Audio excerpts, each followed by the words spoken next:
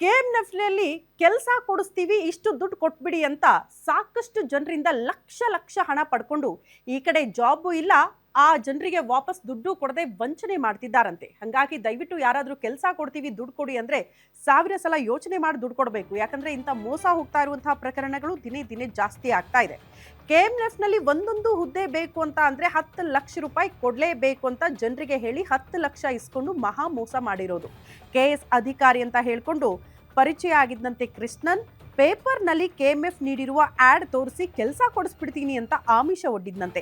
10 ಲಕ್ಷ ಕೊಟ್ರೆ ಕೆಎಂಎಫ್ನಲ್ಲೇ ಕೆಲಸ ಕೊಡಿಸ್ಬಿಡ್ತೀನಿ ಅಂತ ಆಮಿಷ ಒಡ್ಡಿದ್ದು, ನಾನು ಕೆಎಂಎಫ್ನಲ್ಲಿ ಉನ್ನತ ಹುದ್ದೆಯಲ್ಲಿ ಕೆಲಸ ಮಾಡ್ತಿದ್ದೀನಿ ಅಂತ ಬೇರೆ ಹೇಳ್ಕೊಂಡಿದ್ದಾನಂತೆ. ಒರಿಜಿನಲ್ ರೀತಿ ಕಾಣುವ ಐಡಿ ಕಾರ್ಡ್ ತೋರಿಸಿ ಪರಿಚಯ ಮಾಡ್ಕೊಂಡಿದ್ದಾನೆ ಕೃಷ್ಣನ್. ಕೆಎಂಎಫ್ ಹೆಸರಲ್ಲಿ ಇಮೇಲ್ OTPಗಳನ್ನು ಕಳಿಸಿ ಕೃಷ್ಣನ್ ನಂಬಿಸಿದ್ನಂತೆ. ಕೃಷ್ಣನ್ ನಂಬಿ ಕೆಲಸಕ್ಕಾಗಿ ಹಣ ನೀಡಿದ್ದ ದೂರುದಾರ ಕೆಲಸದ ಲಿಸ್ಟ್ನಲ್ಲಿ ನಿಮ್ಮ ಹೆಸರು ಬರುತ್ತೆ ಅಂತ ಹೇಳಿ ನಂಬಿಸಿದ್ನಂತೆ. ಬಟ್ ಆ ಲಿಸ್ಟಲ್ಲಿ ಹೆಸರು ಇರಲಿಲ್ಲ. ನಂತರ ಕೆಲಸನೂ ಸಿಕ್ತಿಲ್ವಲ್ಲ ಸರ್, ದುಡ್ಡಾದ್ರೂ ವಾಪಸ್ ಕೊಡಿ ಅಂತ ಕೇಳಿದ್ರೆ ಮತ್ತೆ 15 ಲಕ್ಷಕ್ಕೆ ಡಿಮ್ಯಾಂಡ್ ಇಟ್ಟಿದ್ದಾನಂತೆ.